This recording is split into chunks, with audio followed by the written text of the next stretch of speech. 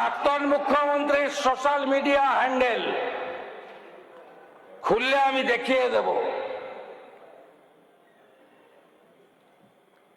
মাটিগাড়াতে নেপালি একজন ছোট্ট 10 ক্লাসের বাচ্চা মেয়েকে রেপ করে খুন করেছিল, তার ফাঁসির আদেশ হয়েছিল। প্রাক্তন মুখ্যমন্ত্রী মেসেজ করে বললেন ধন্যবাদ দিচ্ছি।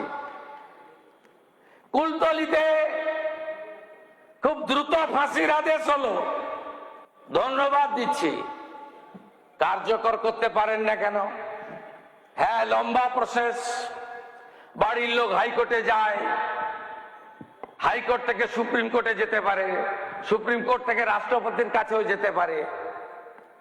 যদি দিল্লিতে নরেন্দ্র মোদীজির নিয়ন্ত্রণাধীন দিল্লি পুলিশ, দিল্লির জুডিশিয়ারি,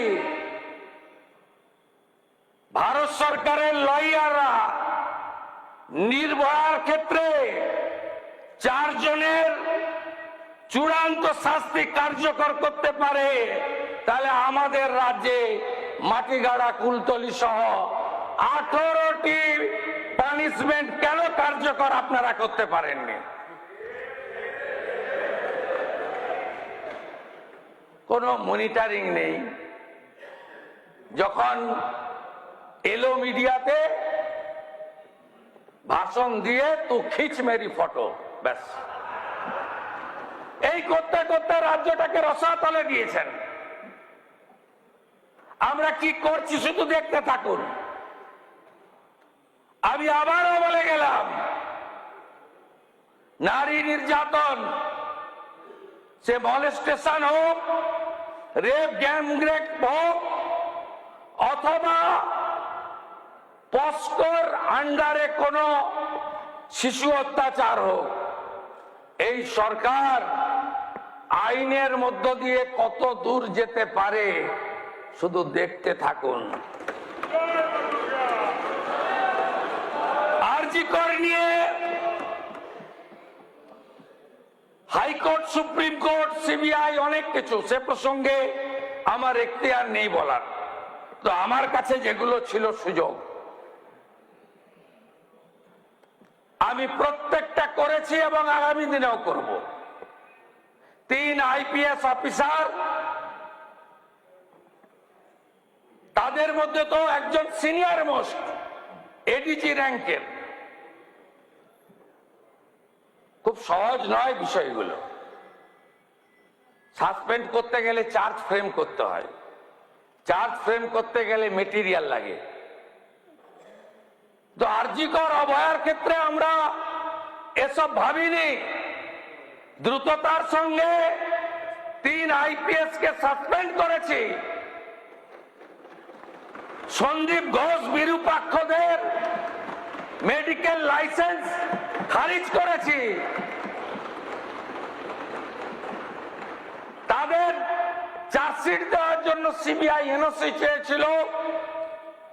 অপরাজিতা বিল যিনি এনেছিলেন, আগের মুখ্যমন্ত্রী প্রাক্তন, আমার কাছে ডকুমেন্ট আছে,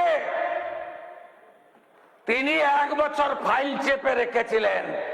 আর আমি 7 দিনের মধ্যে এনওসি দিয়ে দিয়েছি, যাতে সন্দীপ ঘোষ, বিরূপাক্ষরা পানিশমেন্ট হয়।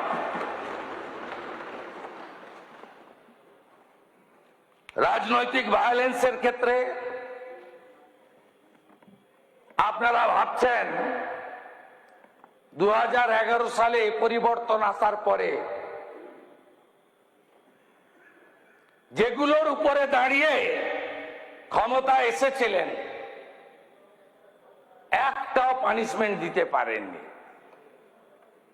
না পেরেছেন বীরভূমের সুচপুরের বাসাপাড়া, না পেরেছেন নন্দীগ্রামের 14ই মার্চ, না পেরেছেন ছোট আঙারিয়া, গড়বেতা,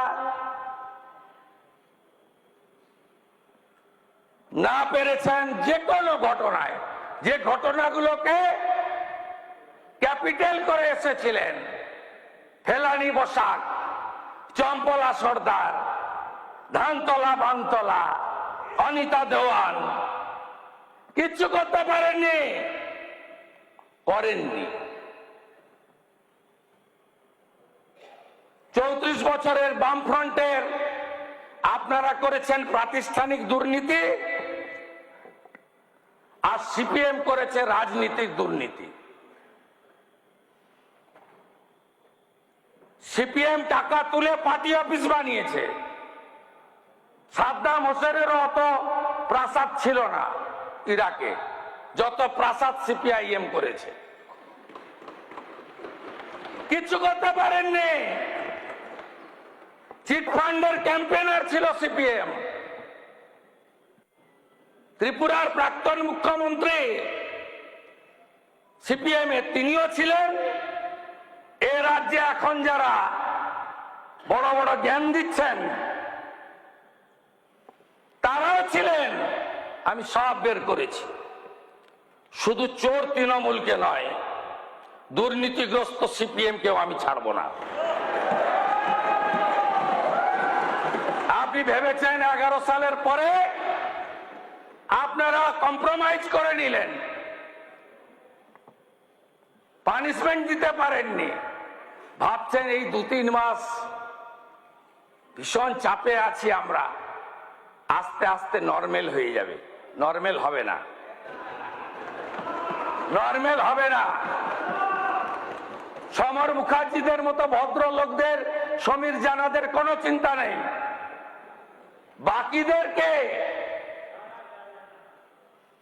জেলে নেব, কাস্টডি ট্রায়াল করাবো, চার্জশিট করব, সম্পত্তি অ্যাটাচমেন্ট করব, অ্যাকাউন্ট ফ্রিজ করব, এবং যত অবৈধ সম্পত্তি 15 বছরে করেছেন অকশন করব, সেল করব। আরে এই জন্যই তো রিটায়ার্ড জাস্টিস বিশ্বজিৎ বসুর কমিশন, এই জন্যই তো আইপিএস জয়রামনের কমিশন।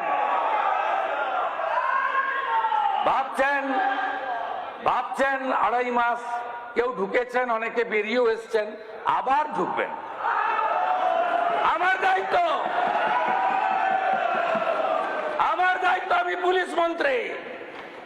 মানরেগা নানা ধরনের কন্টেন্ট দেখার জন্য লাইক করুন, শেয়ার করুন আমাদের ফেসবুক পেজ, সাবস্ক্রাইব করুন আমাদের ইউটিউব চ্যানেল। পাশাপাশি অন্যান্য ব্রেকিং নিউজের জন্য অবশ্যই চোখ রাখুন রিপাবলিক বাংলায়।